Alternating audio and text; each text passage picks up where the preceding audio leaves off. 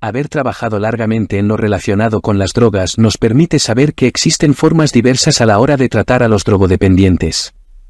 Por ejemplo, en las comunidades terapéuticas en Estados Unidos, muchos de los trabajadores eran expacientes que no pocas veces derivaban a personalismos e individualismos propios de las sectas. El individuo, como líder del centro asistencial a drogadictos, cobraba más importancia en aquel país.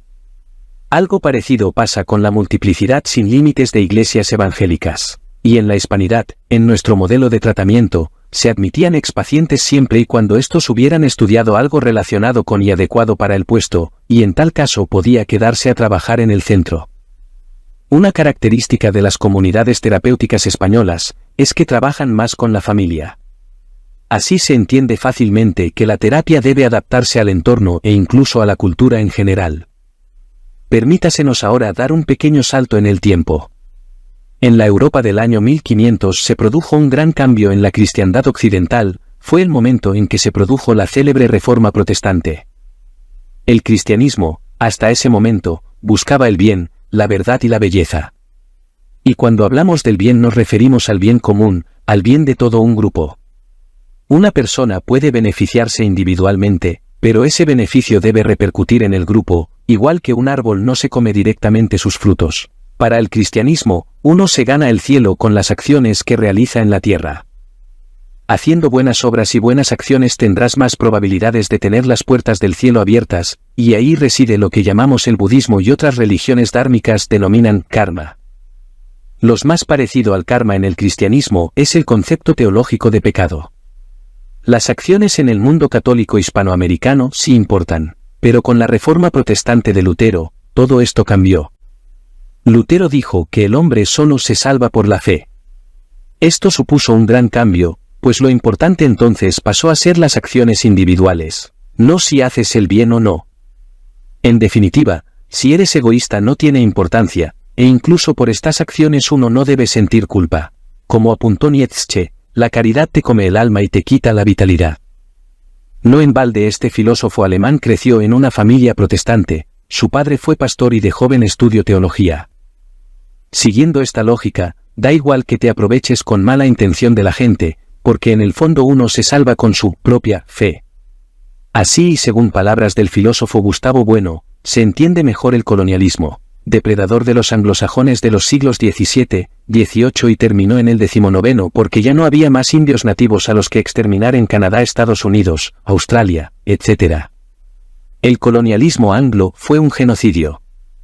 Según el sacerdote cordobés Juan Ginés de Sepúlveda, 1490 a 1573, los imperios se dividen entre ediles y civiles, en un solo hombre se puede ver el imperio edil que el alma ejerce sobre el cuerpo, la potestad civil y regia que el entendimiento o la razón ejercen sobre el apetito, por donde se ve claramente que lo natural y justo es que el alma domine al cuerpo, que la razón presida al apetito, al paso que la igualdad entre los dos, o el dominio de la parte inferior no puede menos de ser perniciosa para todos. Tras esto vino Calvino, que añadió una serie de cuestiones y matizó otros puntos a esta reforma. En términos ideológicos agregó algo que tiene extraordinaria importancia, también en la actual psicología, y es que Jesucristo vino a salvar sobre todo a los ricos, a los que progresan, no vino a salvar a todos, puesto que la ganancia y la riqueza es un signo de predestinación. Yo me puedo salvar por la fe y la riqueza. En este sentido hay que ir cada uno a lo suyo, a no ser que juntándonos saquemos más, pero en cualquiera de los casos, es una cosmovisión utilitarista del mundo y de los otros. De ahí deriva las frecuentes relaciones de pareja de usar y tirar. Se comprende fácilmente que apostar por una psicología hispanoamericana sin duda nos sitúa en un sistema ideológico más justo y equitativo. Otra frase que se escucha con muchísima frecuencia hoy en día es que antes de estar vinculado a una pareja hay que estar bien con uno mismo, pero lo que suele ocurrir es que, tras cultivarse masivamente uno mismo, más bien uno queda atrapado en su ombligo y después no hay lazo que encontrar, el cultivo masivo de uno mismo como un determinismo que lleva a creer que no hay otra forma de vida posible.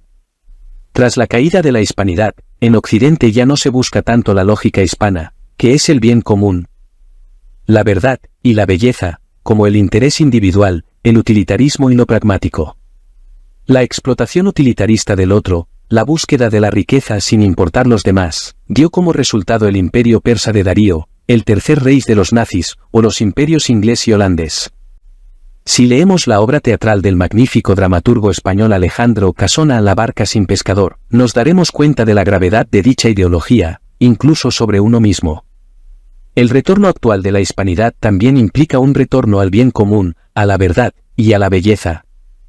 Un retorno a la importancia del contexto, a la importancia del ajuste de las personas dentro de su sistema de apego, a la importancia de la historia y de la narrativa de los pacientes. Un retorno al importantísimo apego de la familia, a la experiencia, al significado de lo comunitario, un modelo que vaya más allá de los diagnósticos individuales. Fernando Pérez del Río. ¿Una psicoterapia adaptada a la cultura hispanoamericana? Etiquetas: cultura, drogodependencia, sociedad, psicología. Nos seguimos leyendo, escuchando y compartiendo. Sencillez-y-orden.es. Les sugerimos entren a las siguientes plataformas tecnocientíficas activas de ámbito internacional: radiosapiens.es y revistanube.com. Actualidad y máximo rigor científico, cultural y divulgativo.